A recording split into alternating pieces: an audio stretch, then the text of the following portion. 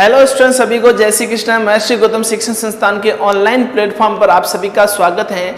कल की जो क्लास के अंदर अपन डिस्कस किया था, 9th क्लास का जो फर्स्ट चैप्टर अपन स्टार्ट किया था, और फर्स्ट चैप्टर के अंदर अपने डिस्कस ये किया था, उसका बेसिक जो कंसेप्ट था वो उसके ऊपर डिस्कस किया था। अभी अपन डिस्कस करने वाले हैं 1.1 एक्सरसाइज जो पढ़ रहे हैं, उसका जो फर्स्ट क्वेश्चन आपके क्वेश्चन है, क्या शून्य एक परिमेय संख्या हो सकती है? क्या इसे p बटा q का रूप लिख सकते हैं, जहां p और q एक पूर्णांक संख्या है और q naught is equal to 0। अपन इसके ऊपर डिस्कस करने से पहले उसके आपको पता होना चाहिए बेटा, आपको मैंने इस जो आपके बेसिक्स के अंदर बताया था, जब परिमेय संख्या को अपन क्या लिखते हैं बताओ? परिमेय जो संख्या होती है, परिमेय संख्या को लिखते हैं p बटा q के रूप में लिखते हैं। अब आपको पता है q नॉट इक्वल टू क्या बताओ? 0। तो q नॉट इक्वल टू 0, ये आपको कंडीशंस पता है जब परिमेय संख्या को ऐसा रूप लिखा जा सकता है। और p और q मेरे पास में पूर्णांक संख्या के ऊपर डिस्कस करना है, तो कैसे ध्यान देना। अब यहाँ पे देखो p और q के रूप में कैसे लिखेंगे उसके ऊपर डिस्कस करने वाले हैं अपन लोग, ठीक है। अब जैसे मुझे बताओ, यहाँ पे देखो p और q की बात करें इसके अंदर, तो अब यहाँ पे ध्यान देना। अब जैसे 0 को मैं क्या लिख सकता बताओ? जैसे लिखने का जो तरीका, जैसे मान लो परिमेय संख्या में लिखता हूं, परिमेय संख्या। अब आपके केवल q not equal to 0, q 0 नहीं होना चाहिए, तो मैं ऐसा लिख सकता हूं। देखो अब 0 को मैं ऐसा लिख सकता हूं, क्या है इसकी वैल्यूज बेटा क्या आती है? 0 ही होती है। क्या 0/2 की वैल्यू बेटा क्या आती है? 0 ही होती है। 2/3 की वैल्यू भी क्या आती है? 0 ही होती है। अब मुझे बताओ .4 0.4 ऐसे बहुत सारी, जैसे मान लो 0 की फॉर्म में अपन ऐसा लिख सकते हैं, क्योंकि p की वैल्यू 0 हो सकती है। इसने q नॉट इक्वल टू 0 बोला है, इसका मतलब ये चीज तो हो ही सकती है। तो इसके अंदर देखो यहाँ पे p और q, p मेरे पास 0 एक पूर्णांक संख्या है और एक भी क्या बताओ? एक पूर्णांक संख्या है। तो आपका जो आंसर होगा, 0 को p/q के रूप में लिख सकते हैं। तो आपने जैसे लिखा ना p/q, तो आपका आंसर क्या बताओ? यहाँ पे लिख सकते हैं बिल्कुल। क्या इससे p/q के रूप में लिख सकते हैं? बिल्कुल ही आपने लिखा। देखो 0 को आपने p/0.1 0.2 ये सारे इक्वल में लिख सकते हो आप, ऐसा 0.3 0.4 बहुत सारे ऐसे लिख सकते हैं, जहाँ p और q क्या बताओ? पूर्णांक संख्या है बिल्कुल। तो आपका जो आंसर हो जाएगा यस, तो ये आपका आंसर हो जाएगा कि 0.1 0.2 0.3 0.4 ये सारे जो परिमेय संख्या के रूप में लिखा जा सकता है। तो इस तरह से जो क्वेश्चन नंबर जो फर्स्ट के ऊपर डिस्कस किया, तो ये अपना जो क्वेश्चन नंबर फर्स्ट हुआ। अभी जो अपन क्वेश्चन जैसे सेकंड डिस्कस करने से पहले आपको देखो, जो मैंने बेसिक जो कंसेप्ट बताया उसके ऊपर डिस्कस करना बहुत ही जरूरी है, उसको अच्छे से पढ़ना जरूरी है। फिर अपन जो सेकंड क्वेश्चन की तरफ बढ़ेंगे।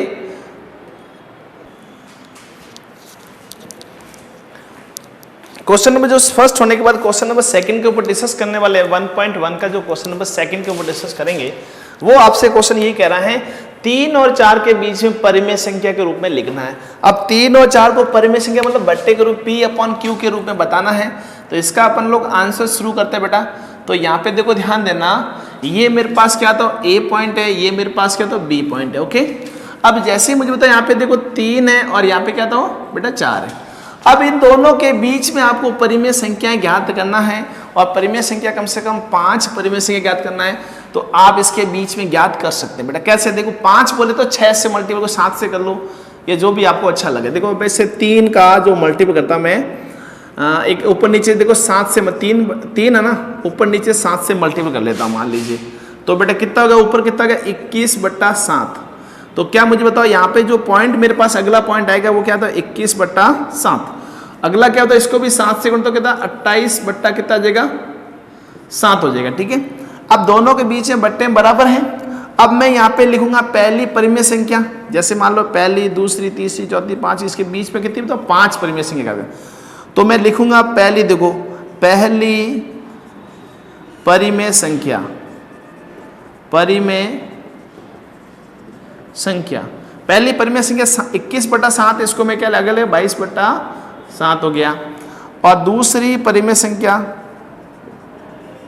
दूसरी परिमेय संख्या 23 बट्टा कितना था? 7। और तीसरी परिमेय संख्या अगले लिख दो 24/7। तो ऐसे परिमेय संख्या बहुत सारी ज्ञात कर सकते हैं, अपने 7 से मल्टीप्लाई और भी किसी दूसरी संख्या से मल्टीप्लाई कर सकते हैं। अगला लिखूंगा चौथी परिमेय संख्या, तो कितने था 25/7 हो जाएगा। और पांचवी परिमेय संख्या, तो 26/7। तो इस तरह से मुझे बताओ यहाँ पे आपके 3 व 4 के बीच में परिमेय संख्या होगी 5 टोटल। कितनी होगी? 5 परिमेय संख्या। तो इस तरह से क्वेश्चन को भी कर सकते हैं। यहाँ पे जैसे मान लो ये पॉइंट यहाँ पे ऐसा लिख दो, इसको भी देखो 4 × 7/7, जिससे मल्टीप्लाई कर रहे हैं वैसा वैसा इसके अंदर देखो इसका हर बराबर होना चाहिए। और उसके अंदर जैसे ध्यान रखना, हर को बराबर करते हुए फिर आप लोग ऐसी जो बहुत सारी परिमेय संख्या ज्ञात की जा सकती है। अभी तो 5 की 50, 100 जितने भी परिमेय संख्या आपको ज्ञात करनी है वो ज्ञात कर सकते हैं। तो इस तरह से क्वेश्चन नंबर कौन सा बताओ यहाँ पे? सेकंड क्वेश्चन जो कंप्लीट हुआ। अगले क्वेश्चन की तरफ बढ़ेंगे। क्वेश्चन नंबर कौन सा बताओ? थर्ड क्वेश्चन की तरफ बढ़ेंगे। अब जो थर्ड क्वेश्चन आपसे ये कह रहा है, देखो थर्ड क्वेश्चन 3/5 और 4/5 के बीच में परिमेय संख्या क्या करनी। देखो 3/5, एक जो क्वेश्चन अपना जो अगला क्वेश्चन होगा यहाँ पे क्या लिखा है? 5 परिमेय संख्या और क्या। देखो यहाँ पे 3 की जगह 3/5 क्या है? 3/5। अपना जो अगला क्वेश्चन जो थर्ड नंबर क्वेश्चन होगा आपका 3/5 और यहाँ पे 4/5 के बीच में 5 परिमेय संख्या ज्ञात करनी। मतलब इसके तो 5 थी और इसके 6 भी, जो 6 भी ज्ञात कर सकते। देखो ऐसे क्वेश्चन 6 भी हो गया। देखो छठी परिमेय संख्या तो 27/7। तो इस तरह से अपन लोग परिमेय संख्या ज्ञात कर सकते हैं। तो ये क्वेश्चन नंबर सेकंड कंप्लीट हुआ आपका। अब उसके बाद जो अपन पढ़ेंगे क्वेश्चन नंबर थर्ड की तरफ डिस्कस करेंगे। तो क्वेश्चन नंबर थर्ड आपसे ये कह रहा है, क्या कह रहा है बताओ?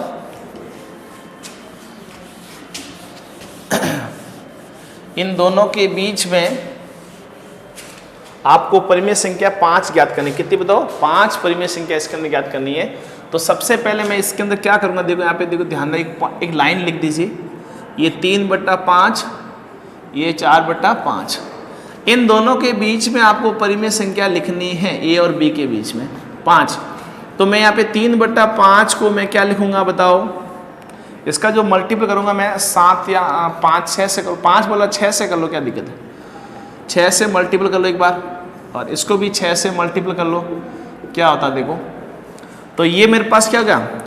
18/30 हो गया। और इसके अंदर 24 बट्टा कितना हो गया? 30 हो गया। तो मुझे बताओ अब परिमेय संख्या तो ज्ञात करनी है इसके अंदर। 18 के बीच में कौन से? ए और बी के बीच में परिमेय संख्या 18 को 19, 20, 21, 22, 23, 24, मतलब इसके बीच में होगा। तो मैं लिखूंगा पहली परिमेय संख्या क्या होगी बताओ? 19/30 हो जाएगी।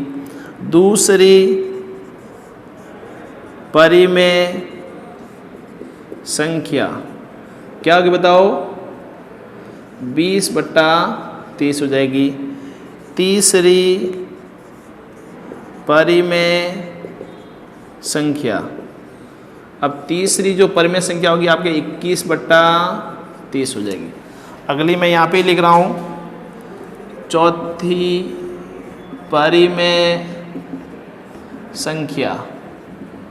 चौथी परिमेय संख्या हो जाएगी 22/30 हो जाएगी। फिर लिखूंगा पांचवी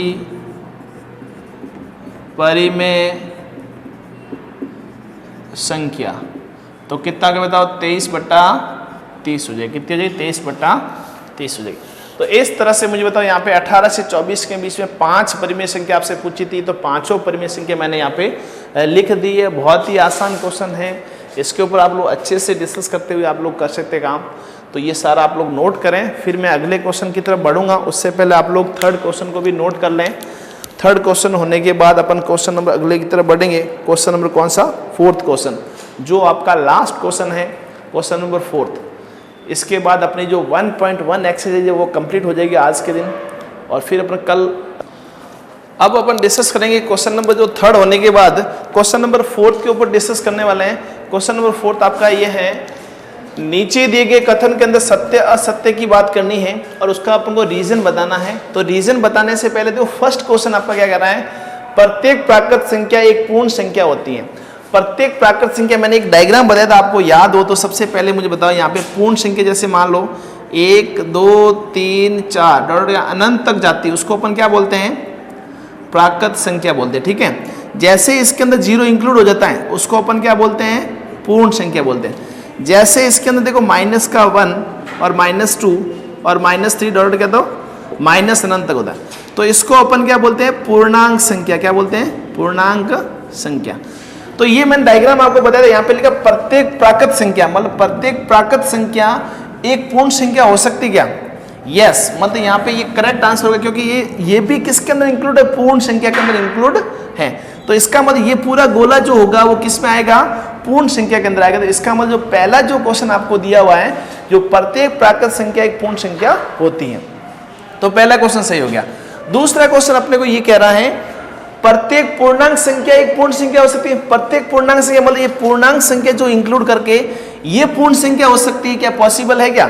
आप इस डायग्राम के माध्यम से आप समझ सकते हैं। जैसे मान लो ये पूर्ण संख्या कैसे हो सकती है बताओ, यहाँ पे -2 -1 ये सारे पूर्ण संख्या में आ सकते क्या, नहीं आ सकते। तो इसका मतलब जो यहाँ पे प्रत्येक पूर्णांक संख्या एक पूर्ण संख्या नहीं होती है। यदि आपको क्वेश्चन ऐसे पूछ लिया होता प्रत्येक पूर्ण संख्या एक पूर्णांक संख्या हो सकती है, तो इसका मतलब सत्य थी, ठीक है, तो नहीं तो ये रॉन्ग हो जाएगा। अगला जो क्वेश्चन है, प्रत्येक परिमेय संख्या एक पूर्ण संख्या हो सकती क्या? परिमेय संख्या होती है देखो P/Q के ऊपर होती है, ठीक है ना। अब जो मुझे बताओ यहाँ पे पूर्ण संख्या तो 0 से स्टार्ट होती है, और 0 से स्टार्ट होने के बाद जो संख्याएं जो नंबर होता है, जैसे मान लो 0 से स्टार्ट 1 2 3 4 5 6 ऐसे चलती है, तो क्या मुझे बताओ P/Q जैसे 1/2 हो गया, तो 1/2 हो गया, 3/4 हो गया, ये सारी जो वैल्यूज क्या मुझे बताओ यहाँ पे पूर्ण संख्या हो सकती क्या?